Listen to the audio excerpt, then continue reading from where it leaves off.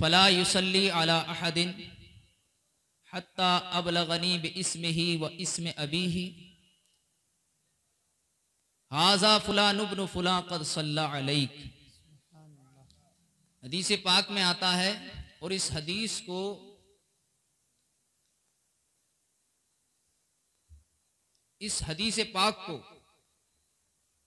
जलाउल अफ़हाम के अंदर इब्ने क़य्यिम ने नकल किया। और ये इब्ने क़य्यिम जो हैं ये इब्ने तैमिया के शागिर्द हैं। और इब्ने तैमिया जो हैं ये वो ज़ात हैं जिन्हें अहले हदीस और देवबंदी हजरात अपना इमाम और मुक्तदा तस्लीम करते हैं, मुजतहिद मानते हैं। वो कहते हैं कि अल्लाह के प्यारे रसूल सल्लल्लाहु अलैहि वसल्लम ने इरशाद फरमाया कि अल्लाह ताला ने मेरी कब्र के ऊपर एक ऐसा फरिश्ता मुकर्रर कर दिया है जो रहता तो मदीने में मेरी कब्र पर है, लेकिन अल्लाह ने उसे इतनी ताकत दी है कि वो पूरे दुनिया के इंसानों की आवाज़ों को सुन लेता है। सुभान अल्लाह। हुजूर की कब्र के एक नौकर फरिश्ते की कुव्वते समाअत का ये आलम है कि वो नबी की कब्र पर होते हुए पूरे दुनिया के लोगों की आवाज़ों को सुन लेता है। और सिर्फ सुनता ही नहीं है, कमी नहीं, सिर्फ सुनता ही नहीं बल्कि ये भी समझ जाता है कि दरूद पढ़ने वाला कौन है। उसका नाम भी उसे पता चल जाता है। और सिर्फ उसका नाम ही उसे पता नहीं चलता बल्कि उसे ये भी पता चल जाता है कि उसके अब्बा का नाम क्या है। बेशक बेशक, सुभान अल्लाह। सिर्फ उसका नाम नहीं, पढ़ने वाले के नाम को भी समझ जाता है, और पढ़ने वाले के अब्बा का नाम क्या है उसे भी जान जाता है। कितने लोग आप ऐसे होगे जो आपस में एक दूसरे को चेहरे वगैरह से जानते होगे, नाम से जानते होगे, लेकिन हो सकता है आपको अपने जानने वाले के अब्बा का नाम पता ना हो। लेकिन हुजूर की बारगाह के नौकर फरिश्ते के इल्म का ये आलम है कि वो ना सिर्फ दरूद पढ़ने वाले के नाम को जान जाता है बल्कि ये भी समझ जाता है कि इसके अब्बा का नाम क्या है। और जब भी वो बंदा दरूद पढ़ता है तो वो अल्लाह के रसूल की बारगाह में वो दरूद पेश करता है और कहता है हाजा फुलान इब्न फला क़द सल्ला अलैक, ऐ अल्लाह के रसूल फला इब्ने फला ने आपके ऊपर दरूद पाक पढ़ा है। ये अल्लाह के रसूल सल्लल्लाहु अलैहि वसल्लम के दरबार के एक नौकर फरिश्ते की ताकत का आलम है। जब उनके गदा भर देते हैं शाहाने जमाना की झोली, मोहताज का जब ये आलम है मुख्तार का आलम क्या होगा। हज़रात मोहतरम, कितनी ताकत अल्लाह ने उसे अता फरमाई है कि जब अल्लाह के रसूल के दरबार के नौकर फरिश्ते की ये शान है तो अल्लाह के रसूल की क्या शान होगी। ये भी जलाउल अफ़हाम के अंदर मैं हदीस ले रहा हूँ, हालांकि ये और भी किताबों में है, तिबरानी शरीफ में भी है, लेकिन मैं उन लोगों के यहां से ले रहा हूं ताकि पता चल जाए कि उनके नजदीक भी हदीस सही है। हुजूर फरमाते हैं लैसा मिन अब्दिन युसल्ली अलैया, कोई भी बंदा ऐसा नहीं जो मुझ पर दरूद पढ़े, इल्ला बलगनी सौतहु हैसु काना, ये भी जलाउल अफ़हाम के अंदर है कि जहां से भी कोई मेरा उम्मती मेरे ऊपर दरूद पढ़ता है मैं उसके दरूद को सुन लेता हूं, उसके दरूद का आवाज मुझ तक आ जाता है। सुभान अल्लाह। ताकि इस हदीस को सुनाने का मकसद ये है कि कोई ये ना समझे कि हुजूर ने अल्लाह की बारगाह में फरिश्ता इसलिए लगाया होगा कि हुजूर खुद नहीं सुनते। इसलिए ये बताना जरूरी है कि जब बारगाह ऊंची होती है तो पैगाम लाने ले जाने के लिए नौकरों को रखा जाता है। वैसे अल्लाह की बारगाह में भी फरिश्ते हमारे अमाल लेके जाते हैं, मगर इसका ये मतलब नहीं है कि अल्लाह ताला खुद नहीं सुनता, बल्कि उसकी बारगाह की बुलंदी को दिखाना मकसूद है ताकि दुनिया वालों को ये पता चल जाए कि जब अल्लाह ने इतने ताकतवर फरिश्ते पैदा किए हैं तो अल्लाह की शान कितनी बुलंदो वाला होगी। तो हजरत मोहतरम, अल्लाह के रसूल फरमाते हैं कि जहां भी हो मुझे उसके दरूद की आवाज पहुंचती है। सहाबा ने पूछा, या रसूल अल्लाह वबादा वफातिक, क्या ये आवाज आपको आपकी जिंदगी तक पहुंचती है या वफात के बाद में भी आपको आवाज पहुंचती रहेगी? तो अल्लाह के रसूल सल्लल्लाहु अलैहि वसल्लम ने इरशाद फरमाया, वबादा वफातिक, वफात के बाद में भी आवाज मुझे पहुंचती रहेगी।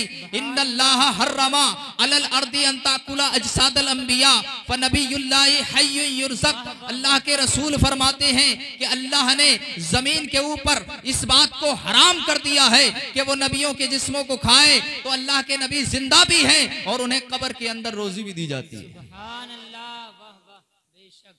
ये इसलिए अल्लाह के रसूल सल्लल्लाहु अलैहि वसल्लम पर दरूद पढ़वाने को कहा जाता है बार बार कि हर मर्ज की दवा है सल्ले अला मोहम्मद, तावीज़ हर बला है सल्ले अला मोहम्मद। और ये नाम कोई काम बिगड़ने नहीं देता, बिगड़ी भी बना देता है नाम मोहम्मद। हज़रात मोहतरम, आज की ये महफिल जो मुनक़्क़िद की गई है, शादी खाना आबादी के सिलसिले में मुनक़्क़िद की गई है। हज़रात मोहतरम, अल्लाह ताला ने हमारे ऊपर जो भी इबादत फर्ज की है उसके पीछे कुछ मकासिद हैं। मिसाल के तौर पे अल्लाह ने नमाज फर्ज की तो अल्लाह पाक ने फरमाया, इन्नस्सलात तन्हा अनिल फहशाई वल मुनकर, कि नमाज बेहयाई और बुरी बातों से रोकती है। एक तरफ अल्लाह की बंदगी होती है तो दूसरी तरफ उसके पीछे मकसद ये है कि नमाज पढ़कर बंदा बेहयाई से भी बचे, बुरी बातों से भी बचे। रोजा फर्ज किया, क्यों? अल्लाह को तो कोई फायदा नहीं है हमारे और आपके भूखा रहने से। अल्लाह के रसूल सल्लल्लाहु अलैहि वसल्लम फरमाते हैं ना, मल्लम यदा कौल अज़्ज़ूरी वल अमल बिही फलैसा लिल्लाहि हाजतुन अन यदा तआमहु व शराबहु, कि अगर बंदा चुगलखोरी से, झूठ बोलने से रोजा रखकर भी ना बचे तो अल्लाह को इस बात की जरूरत नहीं कि उसने खाना पीना छोड़ दिया है। तो रोजा रखवाने का मकसद क्या है? अल्लाह ने फरमाया, लअल्लकुम तत्तकून, ताकि तुम परहेजगार हो जाओ। इसी तरीके से अल्लाह तबारक व तआला ने हज फर्ज किया। मकसद क्या है? कि बंदे के दिल के अंदर सबसे ज्यादा जिस चीज की मोहब्बत पैदा हो वो अल्लाह की जात होनी चाहिए।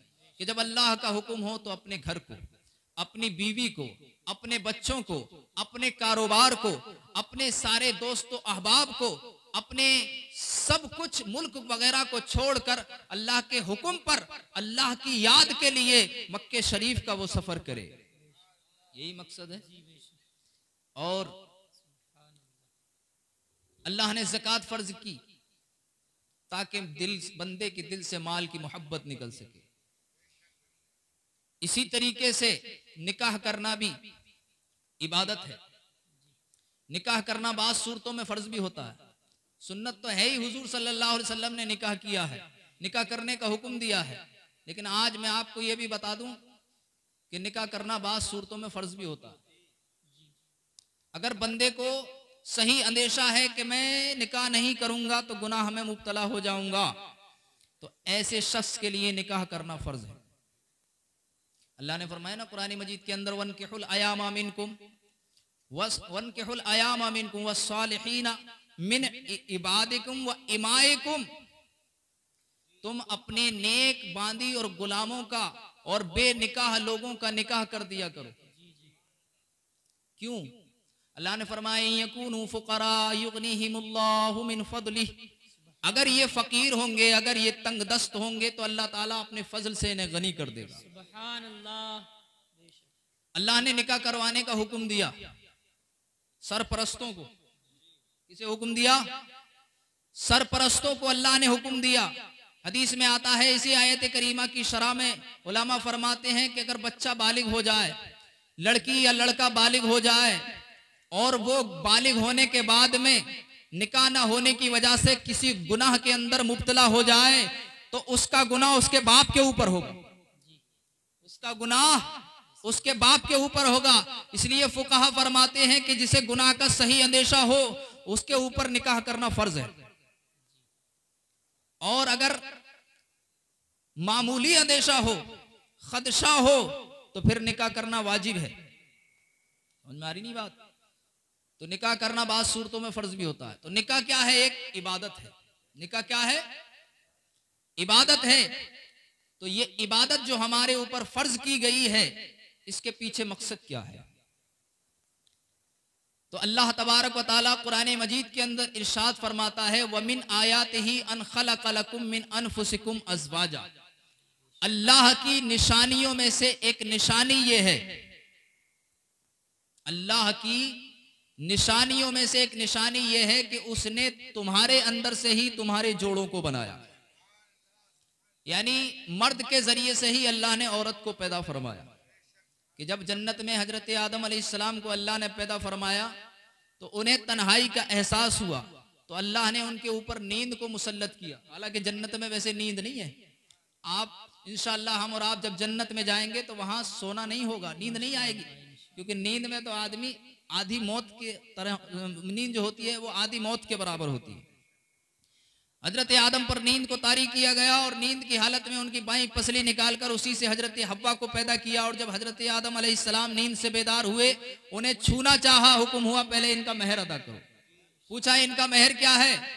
इरशाद फरमाया, हुक्म हुआ कि इनका मेहर ये है कि तुम नबी आखिरुज़्ज़मा जो तुम्हारी ही औलाद से होंगे उनके ऊपर 10 मरतबा अला इख्तिलाफी रिवाया या 20 मरतबा दरूद पढ़ो। ये तुम्हारा हक के मेहर हो जाए। हमारे और आपके बाप, सारे इंसानियत के बाप जनाबे सैयदना आदम अलैहिस्सलाम का जब निकाह हुआ तो उस निकाह के मौके पर जो काम हुआ वो नबी की बारगाह में दरूद और सलाम पढ़ने का काम हुआ। पता ये चला कि नबी जो अपने बाप की सुन्नत पर अमल करता है वो अपने शादी के मौके पर अल्लाह के रसूल के जिक्र की महफिल को मुनक्किद करता है, और जो शैतान को राजी करने वाले काम करता है वो अपने बाप की सुन्नत को अदा नहीं करता, बल्कि वो ऐसा शख्स है जो अपने बाप का नालायक बेटा है और अपने बाप के दुश्मन की सुन्नत को अदा करके, उसके तरीके को अदा करके अपने बाप को भी नाराज करता है, रसूल पाक को भी नाराज करता है और अल्लाह पाक को भी नाराज करता है। इसलिए हमें चाहिए कि हम अपने शादी और ब्याह के मौके पर ऐसे काम ना करें जिससे अल्लाह ताला नाराज हो जाए। समझ में आ रही नहीं बात? ऐसे काम ना करें जिससे हमारा अल्लाह हमसे नाराज हो जाए। अच्छा एक बात बताओ, बेटा या बेटी किसने दिया? नहीं होता है तो कितना आगे भागा फिरता है आदमी, भागता है कि नहीं? कितनी दुआएं मांगता है, कितने डॉक्टरों के चक्कर लगाता है, फिर जब अल्लाह दे देता है तो भूल जाता है अल्लाह की नेमत को। फिर वो तंदुरुस्त हो, ये भी एक अल्लाह की एक नेमत है। फिर वो जवानी को पहुंचे, ये भी अल्लाह की एक नेमत है। फिर जवानी को पहुंचने के बाद शादी के काबिल हो, ये भी अल्लाह की एक नेमत है। बेशुमार नेमतों के बाद जब शादी का नंबर आता है तो हम उसी अल्लाह ताला को भूल जाते हैं जिसने हमें ये नेमत अता फरमाई, और हम शैतान को राजी करने वाले काम करते हैं। हम नाच गाने का इंतजाम करते हैं, हम हर वो काम करते हैं जिससे अल्लाह नाराज हो जाता है। तो जिसने नेमत दी थी, जिसने खुशी अता फरमाई थी, वो खुशियां छीन लेता है। जिसने खुशियां अता फरमाई थी, जिसने खुशी अता फरमाई थी वो खुशी वापस ले लेता है। फिर शादी के बाद जब परेशानियां आती हैं, टेंशनें आती हैं, तो आदमी सोचता है जब से बहू घर में आई है, जब से बेटी का निकाह कराया, परेशानी ही परेशानी है, परेशानी खत्म होने का नाम ही नहीं ले रही। हालांकि वो हमारे गुनाह का वबाल होती है। जिस अल्लाह ने सारी खुशियां अता फरमाई, उसी अल्लाह को जब हमने नाराज कर दिया तो अल्लाह ताला ने खुशियां वापस ले ली और हमारे ऊपर परेशानियों का दौर शुरू हो गया। इसलिए हमें चाहिए कि हम वो काम करें जिसमें अल्लाह ताला हमसे राजी हो, अल्लाह के रसूल सल्लल्लाहु अलैहि वसल्लम हमसे राजी हो। हजरात मोहतरम, तो अल्लाह तबारक व तआला ने कुरान मजीद के अंदर इरशाद फरमाया कि अल्लाह की निशानियों में से एक निशानी ये है कि तुम्हारे ही अंदर से अल्लाह ने तुम्हारे जोड़ों को पैदा फरमाया ताकि तुम उन जोड़ों से सुकून हासिल कर सको। तो निकाह का मकसद क्या है? सुकून हासिल करना, घर के अंदर चैन इत्मीनान वाली जिंदगी अता फरमाता है अल्लाह ताला निकाह के बाद। तो हमें इस मकसद को समझना है। और अगर शादी के बाद सुकून खत्म हो जाए, शादी के बाद चैन और इत्मीनान खत्म हो जाए तो समझो कि शादी का मकसद अदा नहीं हुआ। हजरात मोहतरम, और निकाह करना, निकाह करने वाले के लिए भी इबादत है। निकाह करना इबादत है और निकाह न करना गोया अल्लाह और उसके रसूल की नाराजगी का सबब। हजरत अक्काफ सहाबी रसूल हैं। हुजूर सल्लल्लाहु अलैहि वसल्लम ने फरमाया, क्या तुमने शादी कर ली है, तुम्हारी बीवी है? तो सहाबी रसूल कहते हैं कि मैंने शादी नहीं की है। आपने फरमाया तुम मालो दौलत रखते हो? उन्होंने अर्ज किया, हाँ या रसूल अल्लाह, मैं मालो दौलत रखता हूं। तो हुजूर ने फरमाया, फिर तो इस सूरत में तुम शैतान के भाइयों में से एक भाई हो। यानी शादी करने का हुक्म दिया और ना करने वाले को बुरा करार दिया अल्लाह के रसूल ने, कि शैतान के भाइयों में से एक भाई हो। और अगर तुम ईसाई होते तो तुम उनके राहिब होते, और इस हालत में अगर तुम मरोगे तो अल्लाह ताला की नाराजगी के साथ दुनिया से जाओगे। और एक और हदीस पाक में आता है कि अल्लाह के महबूब सल्लल्लाहु ताला अलैहि वसल्लम ने इरशाद फरमाया, हमारे और आपके आका सल्लल्लाहु अलैहि वसल्लम फरमाते हैं कि इंसान का ईमान निकाह करने से आधा ईमान इंसान का कंप्लीट हो जाता है, और बाकी आधे के बारे में उसे अल्लाह से डरना चाहिए। समझ में आ रही नहीं बात? बाकी आधे के बारे में उसे अल्लाह ताला से डरना चाहिए। इसी तरीके से एक हदीस पाक में आता है, ये हदीस निकाह के खुतबे में भी पढ़ी जाती है, इसका एक हिस्सा निकाह के खुतबे में पढ़ा जाता है। हदीस शरीफ में आता है कि हुजूर सल्लल्लाहु अलैहि वसल्लम की बाज अज़वाज के पास, उम्महातुल मोमिनीन के पास 3 सहाबा इकराम आए और उन्होंने आकर पूछा कि अल्लाह के महबूब सल्लल्लाहु अलैहि वसल्लम दिन और रात में क्या क्या इबादतें करते हैं। तो उम्महातुल मोमिनीन में से अर्ज किया बाज ने कि हुजूर कभी कभी पूरी रात इबादत करते हैं, कभी सो जाते हैं, कभी कई कई दिन लगातार रोजे रखते हैं, कभी छोड़ भी देते हैं। अल्लाह के महबूब सल्लल्लाहु अलैहि वसल्लम कसरत के साथ कभी अल्लाह ताला का जिक्र करते हैं, कभी छोड़ भी देते हैं। सहाबा इकराम ने अर्ज किया कि अल्लाह के महबूब तो वो हैं कि अल्लाह ताला ने उन्हें पहले ही बख्श दिया है, वो तो जन्नत के मालिक हैं, लेकिन हम तो गुनाहगार हैं, हमें तो बहुत ज्यादा इबादत की जरूरत है। उनमें से एक शख्स ने कहा कि अब मैं रात में कभी सोऊंगा नहीं। जब अल्लाह के रसूल पूरी पूरी रात कभी इबादत कर लेते हैं तो हमें तो हुजूर से ज्यादा मेहनत करने की जरूरत है, क्योंकि हुजूर तो मालिक जन्नत हैं, फिर भी मेहनत कर रहे हैं, तो हमें कितनी मेहनत करनी चाहिए। ये उनकी सोच थी। और हमारी सोच ये है कि अगर हमारे सामने नबी का, किसी वली का, कोई इबादत का, कोई तकवा और परहेजगारी का वाकया बयान किया जाए तो हम कहते हैं वो तो अल्लाह के नबी थे, हम उनके बराबर थोड़े हो जाएंगे। हम तो पीछे हटने की कोशिश करते हैं, हम इतनी इबादत कैसे कर सकते हैं, वो तो अल्लाह के नबी थे, उनका तो काम ही ये था। हमारी सोच ये है। सहाबा की सोच ये थी कि हम ज्यादा मेहनत करें ताकि हम जन्नत में पहुंच सके। हमारी नहीं बात, हम जन्नत में पहुंच सकें। एक ने कहा कि मैं पूरी रात इबादत करूंगा, कभी सोऊंगा नहीं। दूसरे ने कहा मैं हमेशा रोजे रखूंगा, कभी इफ्तार नहीं करूंगा। तीसरे ने कहा मैं कभी शादी नहीं करूंगा, शादी करूंगा झमेलों में फंस जाऊंगा, कमाने की फिक्र होगी, बच्चों की देखरेख की फिक्र होगी, लिहाजा मैं कभी शादी ही नहीं करूंगा। अल्लाह के रसूल सल्लल्लाहु अलैहि वसल्लम की ज़ौजा ने ये बातें सुन ली और जब हुजूर आए तो बयान कर दी कि आपके सहाबा ने इस तरीके से बातें करी हैं। अल्लाह के रसूल ने उन्हें बुलाया और इरशाद फरमाया, अन्निकाहु मिन सुन्नती फमन रगिबा अन सुन्नती फलैसा मिन्नी, कि निकाह करना मेरी सुन्नत है, जो शख्स निकाह से मुंह फेरता है वो मुझ में से नहीं है। जी जी बेशक, समझ में आ रही नहीं बात? तो निकाह से मुंह फेरे वो हम में से नहीं है। और ये बात हमें जहन नशी रखनी चाहिए कि निकाह क्या है, इबादत है, और बात सूरतों में निकाह करना क्या है, फर्ज है।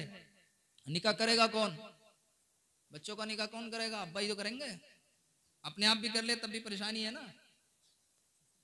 तो मैं ये अर्ज करूं आप लोगों को कि जैसे मैंने आपको शुरू में हदीस पाक में बताया कि बच्चा बालिग हो जाए और उसको निकाह की हाजत हो और वो किसी गुनाह के अंदर मुब्तला हो जाए तो उसका गुनाह किसके ऊपर होगा? बाप के ऊपर होगा। और अगर बाप शादी कर देता है तो सवाब भी किसे मिलेगा? बाप को मिलेगा। हदीस पाक में आता है अल्लाह के प्यारे रसूल सल्लल्लाहु अलैहि वसल्लम इरशाद फरमाते हैं, बेटी की शादी है कि जिस शख्स की 3 बेटियां हों, जिस शख्स की 3 बेटियां हों और वो उनकी परवरिश करे, अच्छी परवरिश, उन्हें तालीम दे, अच्छी तालीम, दीन की तालीम, पर्दे की तालीम, और जब वो जवान हो जाएं तो अच्छा रिश्ता तलाश करके उनकी शादी कर दे, तो वो 3 बेटियां बरोज़े कयामत उसके लिए पेशरू होंगी, उसको जन्नत में ले जाने का जरिया होंगी, उसके लिए जहन्नम से आड़ और पर्दा बन जाएंगी। साहबी रसूल ने अर्ज किया, या रसूल अल्लाह, अगर किसी के पास 3 बेटियां ना हो, किसी के पास 3 बेटियां ना हो, 2 हो, तमन्ना तो 3 की हो लेकिन हो 3 ना, तो फिर क्या करे? अल्लाह के रसूल ने फरमाया, जिसकी 2 हो उसकी 2 भी पेशरू होंगी। अल्लाह के रसूल सल्लल्लाहु अलैहि वसल्लम की बारगाह में किसी दूसरे सहाबी ने अर्ज कर दिया, या रसूल अल्लाह, किसी की अगर एक ही बेटी हो उसका क्या? अल्लाह के रसूल ने फरमाया, जिसकी एक बेटी भी हो और वो एक बेटी की भी अच्छी तालीम और तरबियत करके उसकी शादी कर दे, तो वो एक बेटी भी उसे जहन्नम से आड़ और उसके लिए जहन्नम से आड़ और पर्दा बन जाए। सुभान अल्लाह। तो बेटियों की तालीम और तरबियत पर जन्नत की बिशारत है, बेटियों की तालीम और तरबियत पर जहन्नम से आड़ और पर्दा बनने की बिशारत है। ये तो ऐसी बिशारत है जो बेटे के लिए भी नहीं है, बेटियों वाले बड़े खुशकिस्मत हैं। अल्लाह के रसूल सल्लल्लाहु अलैहि वसल्लम फरमाते हैं कि जब किसी के घर में बेटी की पैदाइश होती है तो एक फरिश्ता अल्लाह ताला भेजता है जो उसकी माँ के सरहाने खड़े होकर कहता है कि एक कमजोर औरत ने एक कमजोर बच्ची को जन्म दिया है, एक कमजोर औरत ने एक कमजोर बच्ची को जन्म दिया है, जो शख्स भी इसकी किफालत करेगा, इसकी परवरिश करेगा, उसकी कयामत तक मदद की जाती रहेगी। ये मदद की अल्लाह की, बेटा भी अल्लाह की नेमत है, लेकिन बेटी जैसी रहमत है वैसा बेटा नहीं है। नहीं बात, बेटी पर जो बिशारत है वो बेटे पर नहीं है। तो हदीस में आता है कि उसकी किफालत, उसकी मदद की जाती है जो बच्ची की किफालत करता है। यही वजह है कि बेटियां अगर 5 भी हों तो बेटी का बाप कौन सी बेटे वालों से कुछ मांगता है कि भाई मुझे 2 लाख रुपए चाहिए, मुझे अपनी बेटी की शादी करनी है। लेकिन जिनके बेटे 10 भी हों वो बेचारे दहेज के चक्कर में लगे रहते हैं कि इसे बुलेट मिल जाए, इसे 4 पहिया मिल जाए, इसे स्प्लेंडर मिल जाए, यही सोचे, ये भी मिल जाए और वो भी मिल जाए। बेटे वालों को बेचारों को आज तक मांगना ही पड़ रहा है। बेटियां कमाती भी नहीं है तब भी बेचारा बाप देता रहता है। ये क्या है? ये अल्लाह की मदद है। ये क्या है? ये अल्लाह की मदद है। अल्लाह के रसूल जनाब मोहम्मद रसूलुल्लाह की बीवी है हजरत आयशा सिद्दीका, हमारी और आपकी रूहानी माँ है। हजरत आयशा सिद्दीका बयान करती हैं, एक मर्तबा मैं नबी करीम सल्लल्लाहु अलैहि वसल्लम के हुजरे के अंदर थी, एक मांगने वाली औरत आई और उसके साथ उसकी 2 छोटी छोटी बच्चियां थी। कितनी बच्चियां थी? 2 बच्चियां थी। उसने आकर खाने का सवाल किया तो हजरत आयशा सिद्दीका फरमाती हैं कि खाने के नाम पर हमारे घर के अंदर सिर्फ 2 खजूरें थी और कुछ नहीं था। अल्लाह के रसूल मालिक कौनैन हैं, गुप्तास कुछ रखते नहीं, 2 जहां की नेमतें हैं उनके खाली हाथ हैं। कैसी जिंदगी गुजारी है अल्लाह के रसूल ने, यानी इख्तियारी तौर पर फक्र फाके को हुजूर ने पसंद फरमाया। हमारे पास सब कुछ है फिर भी अल्लाह का शुक्र नहीं है, ये भी आ जाए वो भी आ जाए फिर भी अल्लाह का शुक्र नहीं होता। ये दुआ मांगा करें कि अल्लाह शुक्र करने वाली जुबान अता फरमाए। हजरत आयशा सिद्दीका रदी अल्लाह अन्हा कहती हैं कि खाने के नाम पर सिर्फ 3 खजूरें थी। मैंने वो तीनों खजूरें उस मांगने वाली औरत को दे दी। एक एक खजूर उसने अपनी दोनों बेटियों को दी और एक खजूर अपने हाथ में रखी।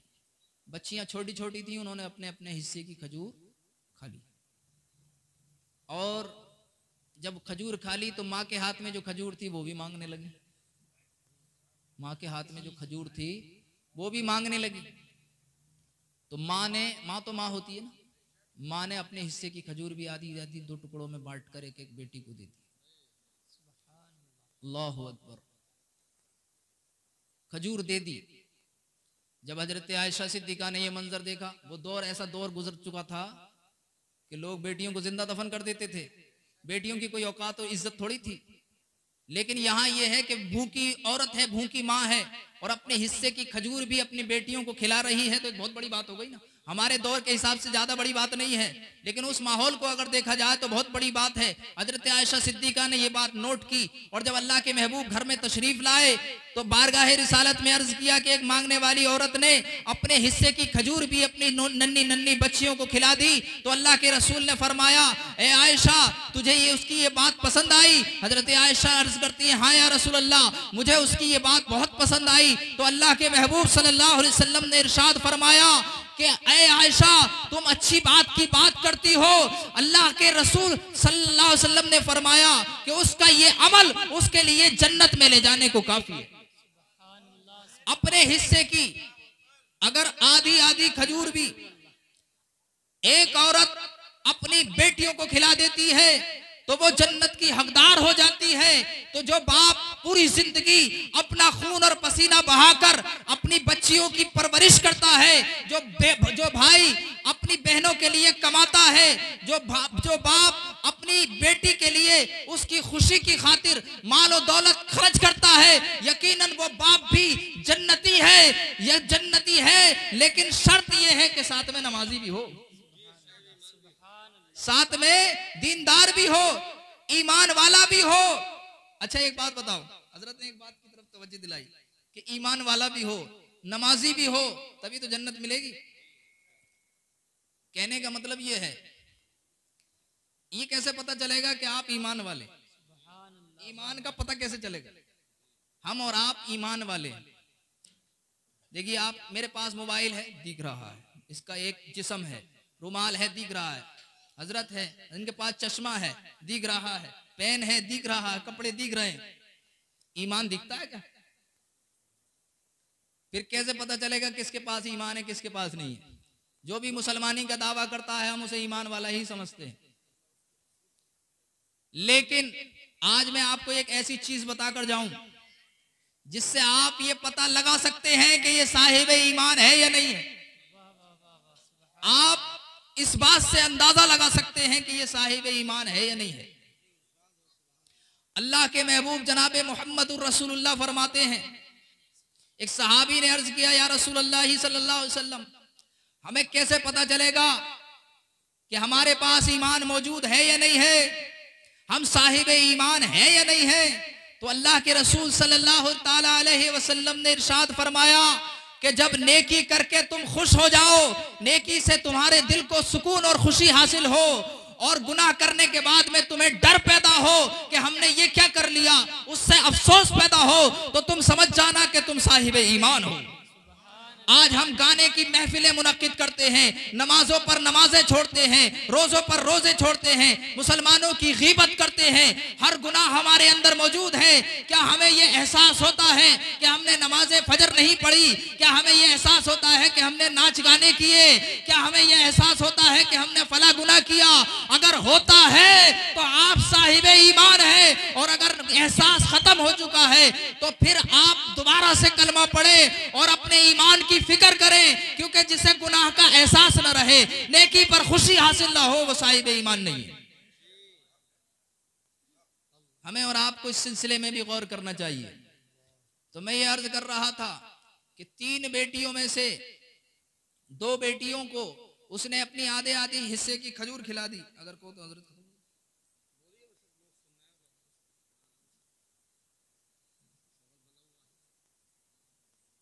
10-5 मिनट।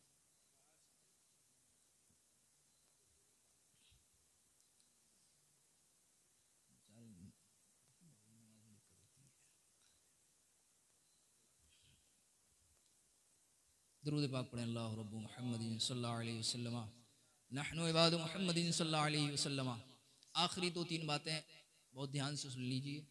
देखिए, शादी हो रही है माशाअल्लाह, जिस बेटी की शादी हो रही है उम्मीद है कि वहाँ तक भी आवाज़ जा रही होगी, और जो ख्वातीन हैं घर में वो भी सुन रही होंगी, और जो मर्द हजरात बैठे हुए हैं वो तो माशाअल्लाह सुन ही रहे हैं। वो अलग बात है कि डांस की महफिल होती तो बहुत ज़्यादा लोग होते। अब जितने भी हैं जो दीन से मोहब्बत रखने वाले हैं, जिन्हें एहसास है गुनाहों का और जिन्हें नेकियों पर खुशी है, वो बैठे हैं बेचारे। एक हदीस पाक जो निकाह के खुतबे में पढ़ी जाती है, खैरुकुम ले अहली व अना खैरुकुम ले अहली, तुम में बेहतरीन आदमी वो है जो अपने घर वालों के लिए, अपनी बीवी के लिए, अपने बच्चों के लिए अच्छा है। सुभान अल्लाह, सुभान अल्लाह। ये बात गौर कीजिए, आदमी बाहर बहुत अच्छा है, बहुत अच्छे दुआ सलाम रखता है, बहुत अच्छे ताल्लुकात रखता है, घर में बीवी से लड़ता है, लड़ाई झगड़ा करता है, मारपीट करता है, गाली गलौज करता है, वो आदमी अल्लाह की निगाह में भी अच्छा नहीं है। हुजूर ने फरमाया तुम में सबसे बेहतर आदमी वो है जो अपनी बीवी बच्चों के लिए भी बेहतर है। बाहर हीरो बनने के बजाय पहले आप अपने घर में हीरो बनिए। हवाई बातें करने के बजाय इस्लाम बुनियादी उसूल सिखाता है। तुम में बेहतरीन आदमी कौन है? जो अपने बीवी बच्चों के लिए अच्छा है। और हुजूर फरमाते हैं मैं अपने बीवी बच्चों के लिए सबसे अच्छा हूं। तो मर्दों को औरतों के साथ हुस्न सुलूक करना है, अच्छा बेहतर बर्ताव रखना है घर के अंदर। मर्द के ऊपर ये हक है कि जो खाता है वो बीवी को खिलाए। हुकूक की बात है ना। सबसे ज्यादा शिकायत किस बात की होती है? जब लड़ाई झगड़ा होता है और ना इत्तेफाकी होती है और जब घर टूटना शुरू होता है या टूटता है तो बातें क्या रखी जाती हैं? बीवी का मुतालबा होता है कि शौहर ने मेरे हुकूक अदा नहीं किए, और शौहर का कहना होता है कि उसकी बीवी ने उसके हुकूक अदा नहीं किए। एक मुसलमान भी औरत को, बेटी को ये पता होना चाहिए कि उसके शौहर के क्या हुकूक हैं, और मर्द को भी पता होना चाहिए कि उसकी बीवी के क्या हुकूक हैं। उसकी जिम्मेदारी है कि जो खाता है वो खिलाए, जैसा पहनता है पहनाए, उसके चेहरे पर ना मारे, उसके सामने उसके मैके वालों की बुराई ना करे। ये नहीं है कि आप अपनी बीवी से कहें भाई हजरत फातिमा तो पैबंद लगा हुआ कपड़ा पहनती थी, आप भी पैबंद लगा हुआ पहने। जब आप कोट पैंट पहनना है तो बीवी को भी अच्छे ही कपड़े 5,000 वाला सूट बना के देना पड़ेगा। ये शरीयत का हुक्म है। आप होटल पर जाकर चिकन फ्राई खा के आ जाएं, बीवी से कहें कि आप दाल से गुजारा करो क्योंकि हजरत फातिमा को देखो कैसे गुजारा करा उन्होंने, ऐसे नहीं होगा। शरीयत ये हुक्म देती है कि जो खाए वो खिलाए, जो पहने वो पहनाए, उसके सामने उसके मैके वालों की बुराई ना करे, और उसके चेहरे पर अगर कभी गुस्सा आ जाए, लड़ाई हो जाए तो चेहरे पर ना मारे। चेहरे पर मारने की इजाजत नहीं है। इन्नल्लाह खलक आदम अला सूरतिही, अल्लाह ताला ने आदम अलैहिस्सलाम को अपने सूरत पर, अपनी शक्ल पर पैदा फरमाया। ये चेहरा बड़ा इज्जतदार है। इस्लाम शागिर्द को भी चेहरे पर नहीं मारने की इजाजत है। और इसी तरीके से औरतों के ऊपर भी कुछ हुकूक हैं जो शोहरों के हैं। बहुत से तो बहुत तफसील में जाया जाए तो बहुत है, लेकिन मैं चंद मिनट में बात समेटने की कोशिश करूंगा। हुजूर सल्लल्लाहु ताला अलैहि वसल्लम के सामने जानवर भी सजदा करते थे। एक ऊंट पागल हो गया, दीवाना हो गया, लोग डर रहे थे उसके पास जाने से। साहबा ने अर्ज किया या रसूलल्लाह, एक जिसका ऊंट था वो उस मालिक ने आकर कहा या रसूलल्लाह मेरा ऊंट दीवाना हो गया है, जरा देख लीजिए। सब डर रहे थे। अल्लाह के महबूब सल्लल्लाहु अलैहि वसल्लम गए। साहबा कह रहे थे हजरत कोई आपको नुकसान ना पहुंचा।